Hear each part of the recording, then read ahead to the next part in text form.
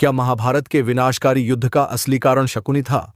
क्या सिर्फ एक व्यक्ति की चालाकी ने पूरे हस्तिनापुर को विनाश के गर्त में धकेल दिया? क्या शकुनी सिर्फ मामा था या महाविनाश का मास्टरमाइंड?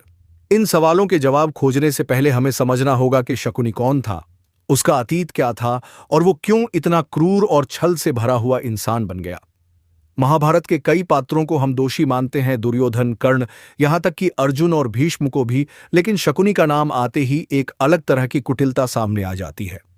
क्या शकुनी की नफरत निजी थी या कोई गहरा राजनीतिक एजेंडा था उसके पास? आइए इस रहस्य की परतें एक एक करके खोलते हैं, महाभारत की सबसे खतरनाक बिसात पर चले गए उस खिलाड़ी की कहानी के साथ।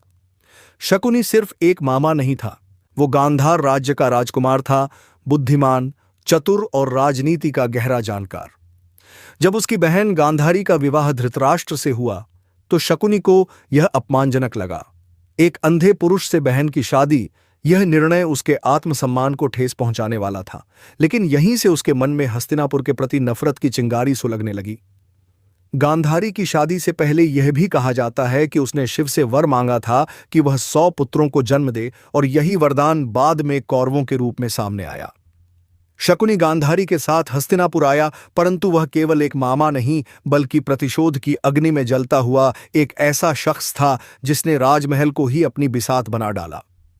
बहुत कम लोग जानते हैं कि शकुनी की कुटिलता की जड़ें सिर्फ गांधारी के विवाह में नहीं बल्कि एक और दर्दनाक घटना में छुपी थीं। कहा जाता है कि जब गांधारी का विवाह धृतराष्ट्र से तय हुआ तो गांधार के राजा शकुनी के पिता सुबल ने इसका विरोध किया। वे अपनी बेटी का भविष्य अंधकारमय देख रहे थे, लेकिन हस्तिनापुर की सत्ता ने इस अपमान का बदला लिया। कुरुवंश ने सुबल राजा और उनके सभी पुत्रों को धोखे से आमंत्रित कर बंदी बना लिया। उन्हें बिना भोजन पानी के एक ही जेल में डाल दिया गया। धीरे धीरे सुबल और उसके बेटे भूख से मरने लगे। अंत में सुबल ने अपने सबसे चतुर पुत्र शकुनी से वचन लिया, अब तुम जियो और हस्तिनापुर को नष्ट कर दो।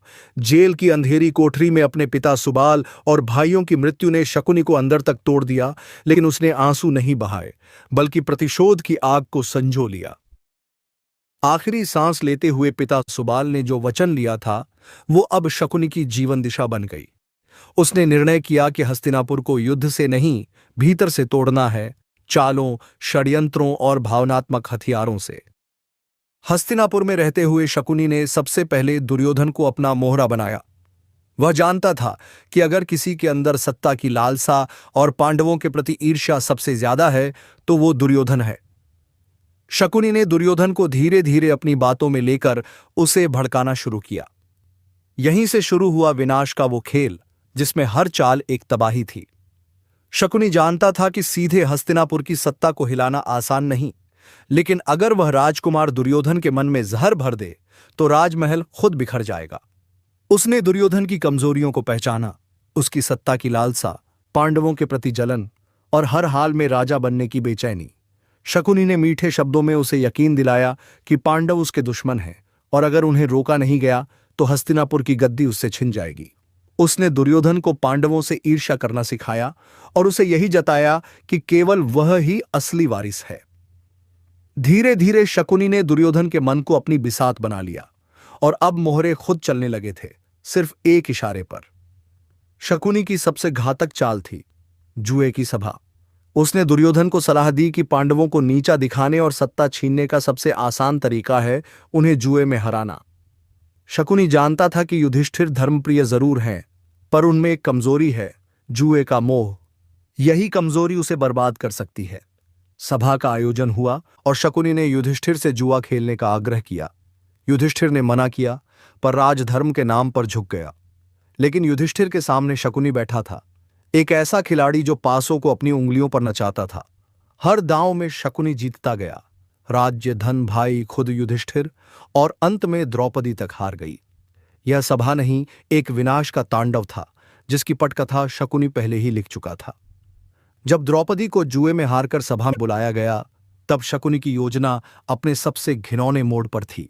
यह सिर्फ एक स्त्री का अपमान नहीं था बल्कि पांडवों की आत्मा को कुचलने की चाल थी। शकुनी जानता था कि द्रौपदी का अपमान पांडवों के हृदय को छलनी कर देगा और उनके भीतर जलती आग कभी शांत नहीं होगी। सभा में जब दुशासन ने द्रौपदी के वस्त्र खींचने की कोशिश की तो शकुनी मौन खड़ा था, पर उसकी आंखों में जीत की चमक थी। उसका मकसद पूरा हो रहा था। हस्तिनापुर के सबसे बुद्धिमान, बलशाली और धर्मनिष्ठ पुरुषों को अपमानित कर वो यह सुनिश्चित कर रहा था कि यह जहर कभी भुलाया नहीं जाएगा। यह घटना युद्ध की नींव थी, एक ऐसी चिंगारी जो पूरे वंश को जलाने वाली थी। द्रौपदी के अपमान के बाद पांडवों को 13 साल का वनवास और 1 साल का अज्ञातवास भुगतना पड़ा। यह सजा भी शकुनी की बनाई गई चाल का हिस्सा थी। शकुनी जानता था कि अगर पांडव दर दर की ठोकरें खाएंगे तो उनकी आत्मा टूट जाएगी, लेकिन वह एक बात भूल गया। यह वनवास पांडवों को तोड़ने के बजाय और अधिक मजबूत बना रहा था।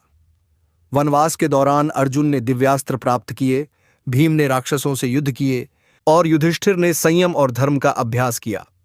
परंतु हस्तिनापुर में बैठा शकुनी सोच रहा था कि उसकी योजना सफल हो रही है।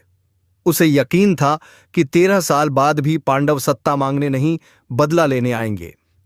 शकुनी के बीज अब युद्ध के वृक्ष में बदल रहे थे। वनवास और अज्ञातवास के बाद पांडव जब वापस लौटे तो शकुनी ने समझ लिया कि अब सिर्फ चालाकी से काम नहीं चलेगा। अब उन्हें सीधे युद्ध के मैदान में टक्कर देनी होगी। शकुनी ने अपने सारे षड्यंत्र और राजनीति को एक साथ जोड़कर कौरवों को युद्ध के लिए तैयार किया। शकुनी ने दुर्योधन के दिल में और भी गहरा द्वेष भरा, जिससे वह युद्ध के लिए पूरी तरह पागल हो गया। शकुनी ने युद्ध के दौरान भी हर प्रकार की नीतिगत चालाकी की। पांडवों को कमजोर करने के लिए झूठे वादे, धोखे और युद्ध नीति में कुटिलता। वो जानता था कि युद्ध जितना अधिक विनाशकारी होगा, उसका बदला उतना ही गहरा होगा। इसीलिए उसने महाभारत के युद्ध को अपनी जीत मान लिया। शकुनी की चालाकी और दुष्प्रबंधन ने महाभारत के युद्ध को अनिवार्य बना दिया। उसने दुर्योधन की राजनीतिक महत्वाकांक्षा को बढ़ावा देकर पांडवों और कौरवों के बीच वैमनस्य और नफरत को हवा दी। उसकी साजिशों ने हस्तिनापुर की राजनीति को पूरी तरह भ्रष्ट कर दिया, जिससे परिवार के बीच भाई भाई का युद्ध निश्चित हो गया। शकुनी की बुद्धिमत्ता ने युद्ध के हर मोड़ पर अपना असर दिखाया, चाहे वह जुए की सभा हो या युद्ध के रणभूमि पर नीति चतुराई। परंतु उसकी यह चालाकी अंततः महाभारत के विनाशकारी युद्ध का कारण बनी, जिसमें लाखों सैनिकों की जान गई और पूरे राज्य का विनाश हुआ। क्या शकुनी ही था वह व्यक्ति जिसने युद्ध की आग सुलगा दी, या उसके पीछे और भी गहरे कारण थे? तो दोस्तों, क्या शकुनी सचमुच महाभारत युद्ध का असली जिम्मेदार था? उसकी चालाकी, षड्यंत्र और दुर्योधन को मोहरा बनाने की रणनीतियां तो इसे एक अहम वजह बनाती हैं। लेकिन क्या सिर्फ शकुनी की वजह से इतने बड़े युद्ध का आगाज हुआ, या यह दुर्भाग्य, महत्वाकांक्षा और परिवार के अंदर छुपे स्वार्थों का परिणाम था? महाभारत की कहानी हमें यही सिखाती है कि एक व्यक्ति की नापाक चालें तो प्रभाव डालती हैं, लेकिन अंततः हर एक पात्र की अपनी जिम्मेदारी होती है। क्या हम भी आज अपने जीवन में शकुनी की तरह चालाकी और षड्यंत्र की बजाय समझदारी और मेलजोल को अपनाते हैं? अगर आपको यह वीडियो पसंद आया हो तो लाइक करें, अपने विचार कमेंट में बताएं और ऐसे और वीडियो के लिए सब्सक्राइब करना ना भूलें। धन्यवाद।